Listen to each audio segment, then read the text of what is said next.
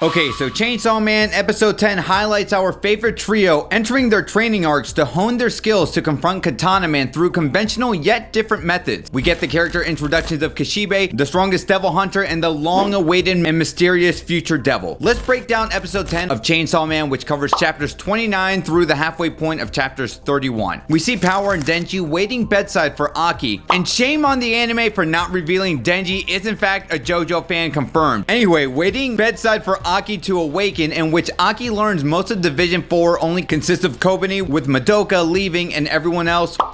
Aki converses with the Cursed Devil, who informs him that he has only 2 years left to live after the heavy price he contracted himself to use its abilities, which sadly didn't work. Although why Katana Man couldn't be put down with the Cursed Devil hasn't been disclosed just yet, just know Katana Man, much like Chainsaw Man, are special breeds of devils. As Himeno mentioned a few episodes back, we see Aki's more vulnerable side in tears for another partner he has now lost. The loss of Himeno pushes him even further into the quest of revenge, and the tale of Aki being driven towards this path will introduce him to the future devil, which we'll discuss a bit later on. Now, an interesting question Denji asks himself is, when he lost his actual human heart, a heart of sympathy and sadness, was it exchanged for the one he has now contracted through Pochita? The answer to this question sadly won't be revealed anytime soon, yet this will be an ongoing debate Denji personally will struggle from here on after. Tendo and Kurose barge into Aki's room, and we discover Aki no longer has the goodwill and faith of being contracted with the Fox Devil anymore, because, well, I can't blame you for wanting to avoid that kind of pain a second time. The heavy price of the Cursed Devil also limits how many times Aki can use its abilities, if at all, honestly, so both devil hunters suggest why not form a contract with even a more powerful devil. However, the paradox in all of this is that if Aki has no problem shaving off years from his life to battle an enemy, what will he do or give up to form a contract with someone even more powerful, presumably, than that of the Cursed Devil? Switching things over to Power and Denji, we see the two of them join Makima walking at a cemetery. We are introduced to Kishibe, the strongest devil hunter with Special Division 1. If you want to learn more about him, you can click right here. Anyway, he asked the two a set of questions, and I genuinely got a good chuckle at the answers Denji and Power gave him. Fujimoto paints both Power and Denji as characters we adore and root for, but also acknowledges them as individuals who, at the end of the day, will selfishly do whatever they can for their best interest. The two begin training, and just in case it gets lost in translation, remember that all devils and fiends can suffer even the most fatal of injuries and can recover as long as they consume blood. Chainsaw Man is going to be crazy with the intensity of battles going forward, with Kishibe actually demonstrating how gruesome Denji can take punishment to the point of, well, being RIP 20 times, but also being able to revive nevertheless. Power and Denji, training tirelessly, come up with the brilliant idea of actually using their intellects, just like those brainy characters in a manga, to defeat Kishibe, which transition us perfectly into the both of them preparing to strike Kishibe the following day. Power almost succeeds in defeating Kishibe, but through dodging the attack like Neo in the Matrix, avoids Power's blood attack from the door and the water bottle filled blood from above. Denji tries sneaking up on him, but to no avail, and gets whacked with a leg kick. Power's weakness is discovering that using too much blood will make her anemic, while Denji lacks combat experience in analyzing his opponent's next move. Remember the quote, "Beasts should never trust anything a hunter says." The best part of the episode brings us back to Aki, where he discovers the sincere truth of Himeno wanting him to back out of devil hunting. Aki's goal from the start has been one of revenge, and instead of taking her advice to heart to back out and live the rest of his days in peace, he uses her passing as one of fuel to quest his lust of vengeance. Regardless, in the underground creepy basement, the question of what Aki has to give up in order to gain the insight of a powerful devil contract is questioned once more. They walk towards the door of the future devil, in which Kurose tells Aki two people in public safety formed contracts with the monster. One person gave up half of their lifespan, which sounds horrible if you ask me, and the other gave up both their eyes and sense of taste and smell, which at that point, why do something so crazy when, I don't know, the best things in life requires at minimum one of those senses? But Aki confronts a creepy eyeball as it glares back at our favorite devil hunter, and the exchange these two will have in the upcoming episode will be such a delight for anime onlys to experience. But if you actually want to learn more about the future devil right now, you can click on this video right here.